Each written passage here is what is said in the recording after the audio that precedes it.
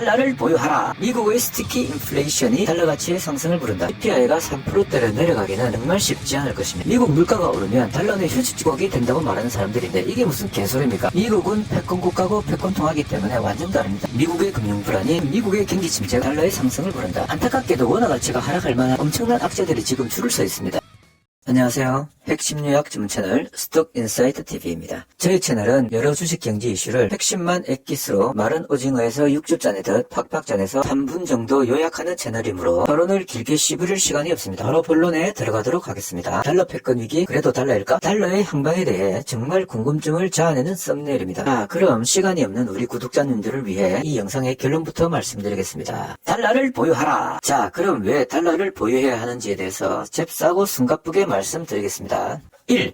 미국의 스티키 인플레이션이 달러 가치의 상승을 부른다. 얼마 전 발표한 CPI를 보면 2년 만에 처음으로 4%대로 진입했으나 그림에서와 같이 축소폭은 현저하게 줄어들었습니다. 그리고 2022년 6월에 CPI가 9.1%로 피크를 찍었기 때문에 올해 7월까지는 역기저 효과로 CPI가 많이 하락하는 것처럼 보일 수 있겠지만 작년 8월부터는 CPI가 내려갔기 때문에 전년 대비로 보는 CPI의 역기저 효과가 사라져서 물가 상승률이 더 하락하기가 만만치 않을 것입니다. 지금 연준은 현재 인플레이션을 스티키 인플레이션, 즉 끈적끈적한 물가, 아무리 잡으려 해도 잡히지 않는 물가라고 하는데 그 말처럼 CPI가 3%대를 내려가기는 정말 쉽지 않을 것입니다. 왜냐하면 트럼프 대통령 시절에 이 형님이 이민자 다 쫓아내고 현재 미국에서 해외로 나가는 기업들이 자국으로 다 들어오는 리쇼어링 정책 때문에 일자리는 늘어나는데 일할 사람은 없고 그러니까 임금은 오르고 임금 상승이 물가 상승을 부르는 악순환이 계속되고 있습니다. 물가가 높아도 조금 참으면 안 되니 라고 말하는 사람들이 있는데 그게 아니죠. 물가는 스스로 자기 강화적 성격이 있기 때문에 CPI가 3% 이상이면은 물가 상승은 임금 상승을 부르고 또 임금 상승이 물가 상승을 부르는 악순환이 계속될 것입니다. 이런 악순환이 일어나지 않는 것이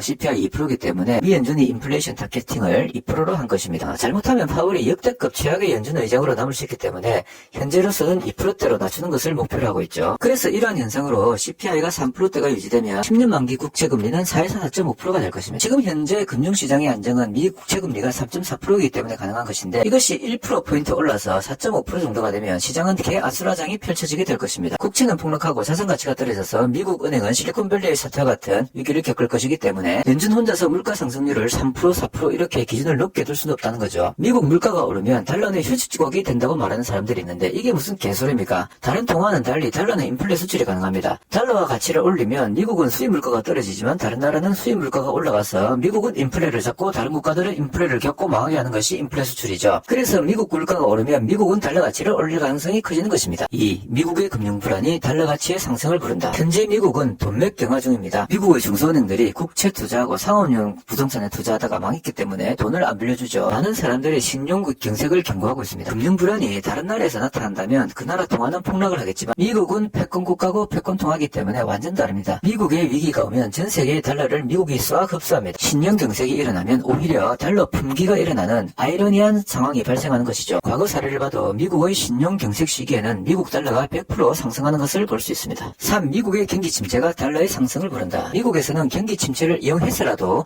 물가를 잡을 확률이 매우 크죠. 과거 사례를 보면 경기 침체가 왔을 때 달러 가치는 오히려 올라갔습니다. 4.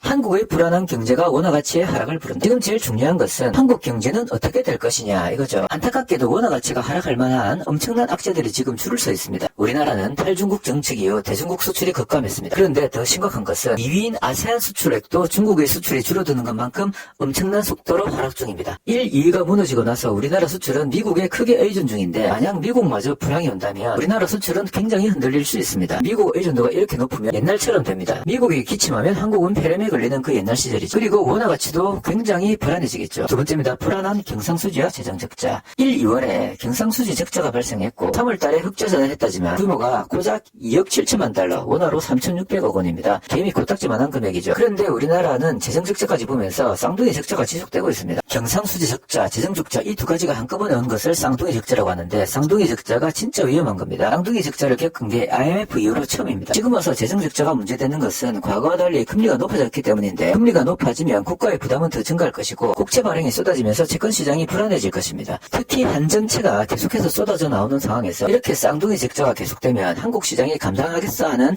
불안이 증폭될 것이고 결국 레고랜드 사태 같은 비상 상황이 올 수 있겠죠. 그럼 원화 가치는 개폭락하게 될 것입니다. 자, 결론입니다. 전 세계 1%도 원화로 결제되지 않는 상황에서 전 재산을 원화로만 갖고 있는 것은 계란을 한 바구니에 담는 것과 같죠. 우리나라 원화가 망하면 We are the world together로 싹 망합니다. 그래서 달러로 포트폴리오 다변화가 필요합니다. 달러가 흔들리면 원화는 더 흔들리게 되어 있죠. 박정훈 기자님은 3년 평균 환율을 이용해서 지금 1215원 정도의 달러 확보를 추천하시는데요. 자산 포트폴리오를 다변화해서 원화에 비해서 이자 훨씬 많이 주는 달러 예금 또는 달러 RP 같은 달러 표시 재산을 확보해라.